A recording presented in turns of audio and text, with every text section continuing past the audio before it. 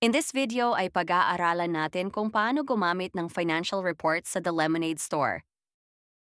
Ang financial summary reports ay ginagamit para makita ang takbo ng benta, gastos at kita ng negosyo mo.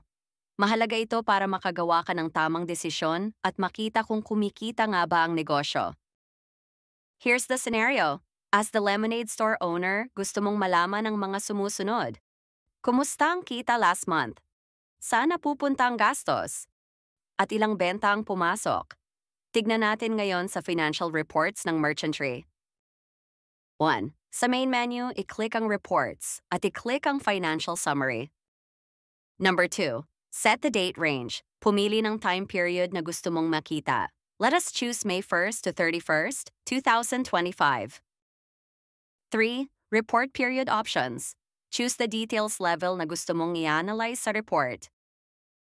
Example day, para makita ang daily trend. Halimbawa, daily sales of May 1st to 30th. Week, para makita ang weekly trend from Monday to Sunday. Halimbawa, weekly sales of month of May. Since the count starts on Monday and ends on Sunday, the first week of May report covers April 28th to May 4th. The report for the last week of May covers May 26th to June 1st. Month, para makita ang monthly trend. Halimbawa, monthly expenses from January 1st, 2025 to May 31st, 2025. Year, para sa yearly overview.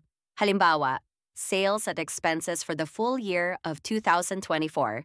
Gamitin ang tamang period depende sa kailangan mong desisyon, daily check, weekly trend, monthly performance, or yearly summary.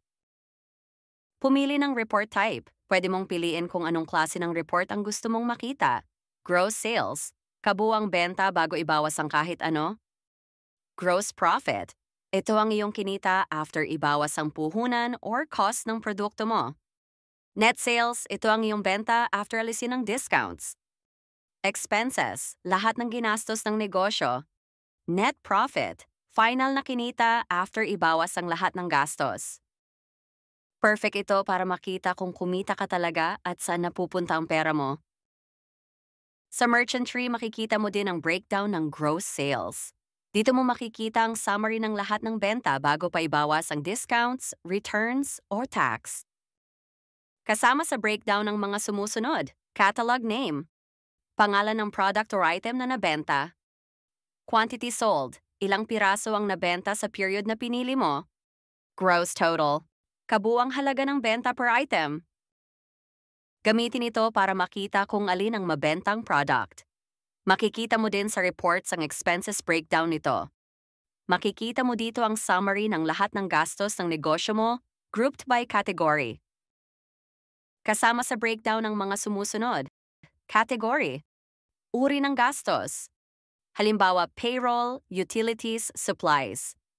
Number of expenses, ilang transactions ang nailagay sa bawat category. Total amount, kabuuang halaga ng gastos sa category na ito. Gamitin ito para malaman kung saan ka pinakagumagastos at kung may kailangan i-adjust sa budget. Optional. Print.